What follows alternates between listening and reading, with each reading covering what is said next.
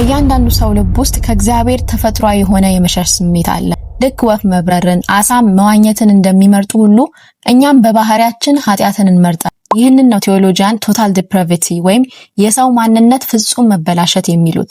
በኦሪት ዘጸአት ላይ ፈርዖን የእግዚአብሔርን ሕዝብ ላለመልቀቅ የተጠቀመባቸው 4 የድርድር ዘዴዎች ዛሬም የስጋችን መገለጫዎች ናቸው። የመጀመሪያው እዚሁ ምድር ላይ ሆናችሁ መስዋዕት አቅርቡ ነው ያላቸው። ፈርዖን መጀመሪያ ላይ አትጸልዩ ወይም አታምልኩ አላለም። ይልቁንም እዚሁ ግብጽ በኃጢአታችሁ ውስጥ ሆናችሁ አምልኩ ነው ያለው። ስጋችንም የሚለው ይሄንን ነው። ክርስቲያን ሁን ግን ዓለማዊነትን አትተው። መዝሙር ስማ፣ በዚያው ስልክ ግን ቆሻሻ ምስሎችንም አብረይ።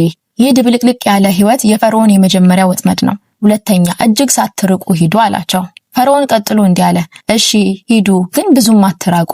ይህ አማኝ ሁን ግን ኢየሱስ ኢየሱስ አትበል፣ ብዙም አታክርር፣ ለስጋ ቦታ ስጥ የሚል የብልጥነት ምክር ነው። ፈርዖን የሚፈራው ከቁጥጥሩ ውጭ እንዳትወጡ ብቻ ነው። ሶስተኛ ወንዶቹ ብቻ ይሂዱ፣ ልጆቻችሁንና ቤተሰቦቻችሁን ግን እዚህ ተዋቸው አላቸው። ይህ ማንነት አንተ ተለወጥ ግን ገንዘብህን፣ ማህበራዊ ህይወትህን፣ የግል ፍላጎትህን ለእግዚአብሔር አትስጥ ማለት ነው። ከፊል ታዛዥነት ወይም ፓርሻል ኦቢዲየንስ በማቅረብ ሙሉ ነፃነታችሁን ይነጥቃቸዋል።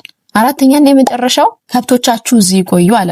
እናንተ ሂዱ ሀብቶቻችሁ ግን እዚህ ይሁኑ ማለቱ ነው። ፈርዖን ልባችሁ የሚከተለው የያዛችሁትን ሀብት እንደሆነ ያውቃል። ስጋችሁ ጌታን ውደድ ግን ምኞትን አትተው ይላል። እናስተውለው የሚገባው እውነታ ቢኖር በውስጣችሁ ያለው ያ ፈርዖን በጊዜ ሂደት ልቡ አይለሰልስም።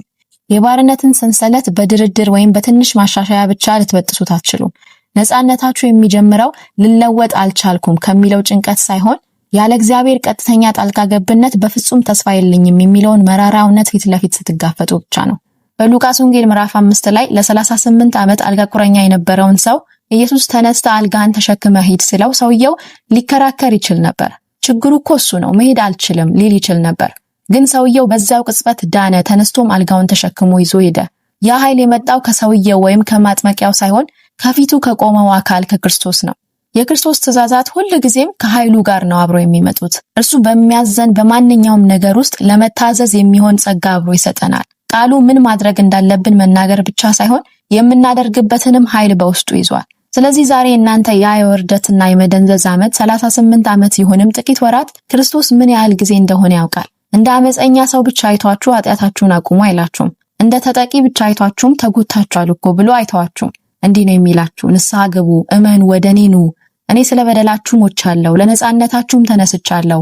በእናንተ ውስጥ እንዲኖርና አዲስ እንዲያደርጋችሁ መንፈሴን እሰጣችኋለሁ።